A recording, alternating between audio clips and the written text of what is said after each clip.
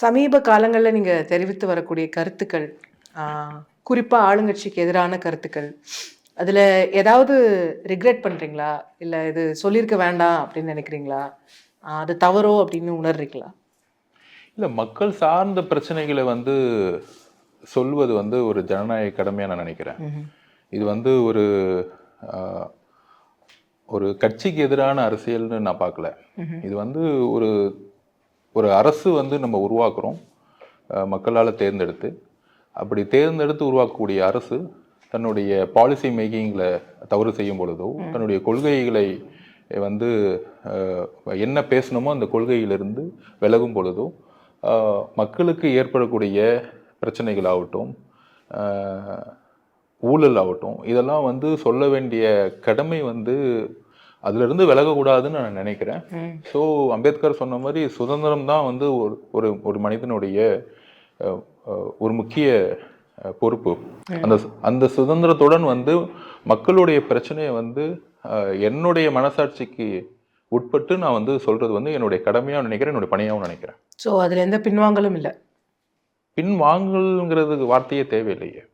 ஏன்னா ஏன் இந்த கேள்வியே தொடங்குறேன்னா, அந்த கருத்துக்களுக்காக தான் அது ஏற்படுத்திய சர்ச்சைகள்னால தான் இன்னைக்கு உங்க கட்சியே உங்க மேல ஒரு நடவடிக்கை எடுக்க வேண்டிய அளவிற்காக போயிருக்கு. ஸோ உங்க கட்சி தலைமையே அதுல திருப்தியா இல்ல அப்படின்னும்போது, அவங்களுக்கு ஒரு அதிருப்தி இருக்குன்னும்போது, அந்த கருத்துக்கள நீங்க ரீவிசிட் பண்றீங்களா? இல்ல பொதுவாவே என்னுடைய தலைவராகட்டும், ஒரு ஜனநாயகத்தை வற்புறுத்துறவர் ஆக்சுவலா. ஸோ ஜனநாயக ரீதியா கருத்துக்களை சொல்லக்கூடிய பொறுப்பும், உணர்வும் எனக்கு இருக்கு. ஸோ அந்த கருத்துக்கள் தவறுனா பொது பார்வைக்கு வைக்கணும், மக்கள் மன்றத்துக்கு கொண்டு போய் செய்யணும். ஒரு இதுக்கு பின்னாடி எதனால நான் கோவப்படுறேன், எதனால அர்த்தங்கள் அது கற்பிக்கப்படுது அப்படிங்கிறதுக்கு போகும்போது, இந்த புக் ரிலீஸ்ல நான் பேசக்கூடிய அர்த்தங்கள் என்ன அப்படின்னு கூப்பிட்டு அவர் கேட்கும்பொழுது நான் கண்டிப்பா அதுக்கான பதிவுகளை நான் பண்ணுவேன். நான் இன்றைக்கு என்னுடைய கருத்துக்களை இன்னும் முழுமையா கேட்கல. அவர் கூப்பிட்டு கேட்கலையா? இல்ல தொலைபேசியில பேசணும் ஆக்சுவலா. இப்போ கண்டிப்பா கூப்பிட்டு கேட்கும்போது நான் என்னுடைய கருத்துக்களை நான் சொல்லுவேன். என்னை பத்தி அவங்க உங்க மேல நடவடிக்கை எடுத்துட்டாங்க ஆல்ரெடி. அப்படின்னும் போது நீங்க போய் உங்க விளக்கத்தை கொடுக்கணுமா? அவர் கூப்பிட்டு கேட்கட்டும் அப்படின்னு? இல்ல ஜென்ரலா கட்சி தலைமை கூப்பிடுவாரு. கண்டிப்பா கூப்பிட்டு உங்களுடைய கருத்துக்களை ஏன் சொன்னேன்னு கேட்பாரு. நான் சொன்னேன், நான் இப்பயும் சொல்றேன், என்னுடைய கருத்துக்களை நான் உறுதியா இருக்கிறேன். தலைவர் விளக்கம் கேட்கட்டும், அப்ப நான் கண்டிப்பா சொல்லுவேன் அப்படின்றீங்க. அவர் சொல்லக்கூடிய ஸ்டேட்மெண்ட் என்னன்னா, அந்த விழாவுக்கு போறதுக்கு முன்னாடி அவர் உங்ககிட்ட பேசியிருக்காரு. நீங்க போங்க தம்பி, ஆனா அம்பேத்கர் பற்றி மட்டும் பேசுங்க, அரசியல் வேண்டாம்னு நான் சொல்லி அனுப்பிச்சேன். ஆனாலும் அவர் நான் சொன்னதுக்கு மீறி பேசியிருக்காரு. அது வெளிப்படையா ஒரு தலைவரோட பேச்சை மீறுற செயல் இல்லையா? அதாவது ஒவ்வொரு செயலுக்கும் ஒரு அடிப்படை காரணம் இருக்கும். அதாவது இந்த செயலுக்கான அடிப்படை காரணமே நீங்க எடுத்த பேட்டின்னு கூட சொல்லலாம். இது என்னது? நான் தான் காரணம்? இல்ல நீங்க காரணம் கிடையாது. நீங்க கேட்ட கேள்விக்கு நான் கொடுத்த பதில் அதிகாரத்தில் இருப்பவங்களுக்கு ஒரு மன உளைச்சலை கொடுத்திருக்கலாம், ஒரு கோவத்தை கொடுத்திருக்கலாம். அதாவது நீங்க கேட்ட கேள்வி உங்களுக்கு 2% தான் இருக்கு, நீங்க எல்லாம் அதிகாரத்தை நோக்கி போக முடியுமா அப்படின்னு கேட்கும்போது அப்ப நான் பதில் கொடுக்குறேன். அப்ப நான் தரவுகளை சொல்றேன். நான் தெளிவா பதிவு பண்ண 25% ஒரு கட்சிக்கு இருக்கு. இங்க நீங்க 2% சுருக்க முடியாது. அதை நான் திருப்பி பதிவு பண்றேன். 60 லட்சம் பேர் ஓட்டு இருக்கக்கூடிய ஒரு ஆதி திராவிட மக்கள் விசிகேக்கு மினிமம் குறைந்தபட்சம் 10% ஓட் பேங்க் இருக்கக்கூடிய கட்சி. ஆனா நீங்க சொல்ற மாதிரி தனித்து ஏன் செயல்படலன்னு ஒருத்தரை பார்த்து கேட்குறீங்க.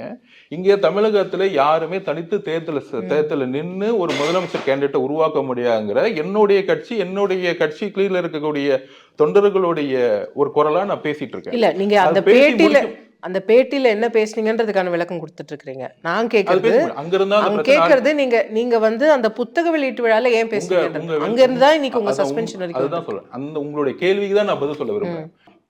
சோ என்னுடைய சுதந்திரமான உணர்வுல நான் அதை சொல்றேன். நான் சொல்லும் பொழுது அடுத்த 2 நாள்லயே திமுகவுடைய துணை பொதுச் செயலாளர் திரு ஆதவ அர்ஜுனாவை கட்சி விட்டு நீக்கணும்னு சொல்றாரு. இந்த ஸ்டேட்மெண்ட்டே எவ்வளவு ஒரு அடிமைத்தனம். சமூக நீதி பேசிட்டு இருக்க ஒரு கட்சி இன்னொரு கட்சியை பார்த்து, அதுல ஒரு பொறுப்புல இருக்கவங்கள பார்த்து அவரை கட்சியில நீக்கணும் அப்படின்னு சொல்லக்கூடிய, ஒருவேளை நான் இப்ப அதிமுக இருக்குன்னு வச்சுக்கோங்க, இந்த கருத்தை சொல்றதா இருந்தா அதிமுக பொதுச் செயலாளர் போன் பண்ணி நீங்க நீக்கிறீங்கன்னு சொல்ல முடியுமா? இப்ப கம்யூனிஸ்ட் தோழர்கள் போராட்டம் பண்ணாங்க. திரு சவுந்தரராஜன் கடுமையா எதிர்த்து நின்னாங்க. வாசுகி மேடம் கடுமையா எதிர்த்து நின்று ஸ்டேட்மெண்ட் கொடுத்தாங்க. ஏதோ ஒரு பொதுச் செயலாளர் வந்து நீங்க வந்து சவுந்தரராஜனை நீக்கிருங்க, திரு சவுந்தரராஜனை நீக்கிருங்க, அவர் வந்து கடுமையா வந்து கவர்மெண்ட்டை வந்து தாக்குறாரு. அப்போ அங்கிருந்து போன் பண்ணி யாராவது ஒருத்தர் வெளியே வந்து ஒரு துணை பொதுச்செயலர் வந்து நீங்க வந்து நீக்கிறேன்னு சொல்ல முடியுமா? ஏன் விசிகே மட்டும் அப்படி ஒரு ஒரு குரல் வந்துச்சு அப்படி? அப்ப என் கட்சியை வந்து நீங்க என்ன ஆங்கிள் பாக்குறீங்க? கூட்டணி கட்சின்னு இருக்கும், ஆனா அடிமை கட்சி கிடையாது. அதுக்கான உணர்வு எனக்கு இருக்கு. இந்த கட்சியில நான் தொண்டனா இல்லைன்னா கூட நான் இந்த குரலை கொடுத்துட்டே இருப்பேன். ஏன்னா ஒரு நல்ல தலைவர், ஒரு ஐடியாலஜிக்கல் லீடர், அவருக்கு ஒரு ஃபுல் கேம்பெயின் உருவாக்குறதுக்கு நான் வந்து ஒர்க் பண்ணிட்டு இருக்கேன். அப்ப இந்த கட்சியே நான் பேசி முடிச்சேன், இந்த கட்சியை அடுத்த தளத்துக்கு அப்ப பிரச்சனையோட அடித்தளம் அங்கிருந்து தான் உருவாகுது. அப்ப அவங்க டார்கெட் பண்றாங்க, இவர் இந்த இடத்துல இருக்கக்கூடாதுன்னு ஒரு டார்கெட் ஆரம்பிக்குது.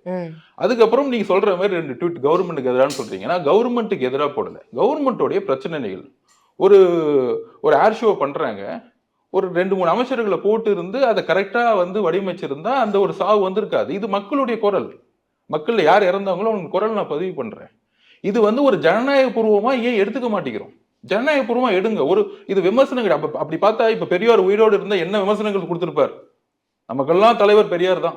நீங்க யோசிச்சு பாருங்க, பெரியார் இருந்திருந்தால் இன்றைக்கு உயிரோடு இருந்திருந்தா நான் சொல்ற விமர்சனம் எல்லாம் ஒண்ணுமே கிடையாது. அதுக்கப்புறம் அடுத்து திருப்பி மழை வெள்ளை பிரச்சனை நான் இன்னொரு கருத்து சொல்லும் பொழுது, ஒடிசா கவர்மெண்ட்ல கால் சென்டர் இருக்கும், ஹெல்ப்லைன் சென்டர் இருக்கும். நீங்க உதவி பண்ணணும்னா உடனே கால் பண்ணாலே எல்லா பொருளும் அனுப்பலாம், மக்களுக்கு போய் சேர்ந்துடும். ஆனா இப்ப அப்படி இல்ல.